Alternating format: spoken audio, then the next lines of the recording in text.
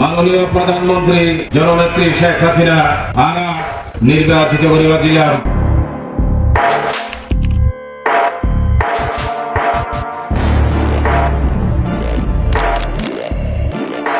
আওয়ামী লীগের প্রার্থীর জনসভায় নৌকার পক্ষে ভোট চেয়ে জনসম্মুখে বক্তব্য রেখে সমালোচনায় থাকা উখিয়া উপজেলা কৃষক দলের আহ্বায়ক মনির আহমেদ এবার সভাপতি পদ পেতে মরিয়া। উখিয়া উপজেলা আওয়ামী লীগ নেতা ও হলদিয়া পালং ইউনিয়ন পরিষদের নৌকার মনোনীত সাবেক চেয়ারম্যান পদপ্রার্থী শাহ আলমের পক্ষে এলাকায় নির্বাচনী প্রচারণায় মেতেছিলেন উপজেলা কৃষক দলের এই আহ্বায়ক। তার এমন একটি বক্তব্য সামাজিক যোগাযোগ মাধ্যমে আলোচনার ঝড় তুলেছে।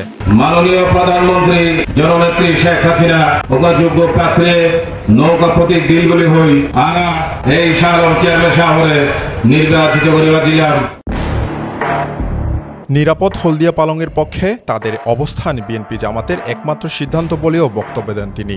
বিএনপি জামাতের একমাত্র সিদ্ধান্ত নিরাপদ হলদিয়ার পক্ষে আমরা অবস্থান করব।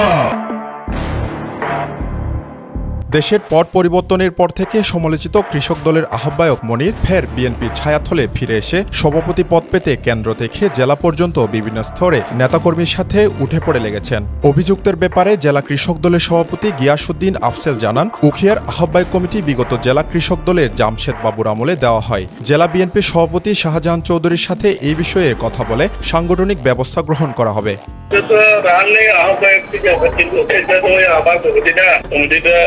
জামশেদ বাবু যখন ছিল তখন কমিটিগুলো দিছিল আর কি। যদি ওরকম যদি তথ্য প্রমাণ পায় তাহলে ওখানে যেহেতু আমাদের জেলা বিএনপির সভাপতি শাহজাহান চৌধুরী আছেন, আমাদের অবশ্যই সেভাবে ব্যবস্থা নিতে হবে। বিষয়টি তদন্ত সাপেক্ষে খতিয়ে দেখে ব্যবস্থা গ্রহণের কথা জানান কৃষক দলের চট্টগ্রাম বিভাগীয় সাংগঠনিক সম্পাদক রবিউল হাসান পলাশ।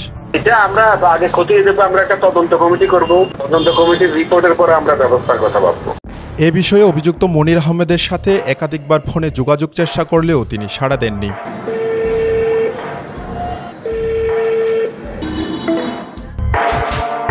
এই ঘটনায় ব্যবস্থা গ্রহণের দাবি তৃণমূল নেতাকর্মীদের।